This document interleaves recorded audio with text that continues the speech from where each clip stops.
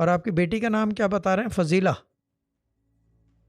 अमल, अमल, और अमल अली, और दामाद का नाम बाबर अली। शायान शाह, बेटा है जी बाबर अली। अच्छा, बाबर वो है, ठीक है, ठीक है, ठीक है। काम हो जाएगा वीज़े का, कोई वो नहीं है, but she will have to read and she will have to follow all the rules ठीक, that admin explain. Advance plus कर दो बेटी का इनके मिड जी जी बलोच। और ये सिस्टर ज़ायरा के पास जाएंगे, विजिट, वो वीज़े का वजीफ़ा लेंगे। जो लड़के का मसला है ठीक वो है। ये खुद वजीफ़ा करेंगी, ये भी सिस्टर ज़ायरा के पास जाएंगी वीज़े का वजीफ़ा लेने के लिए।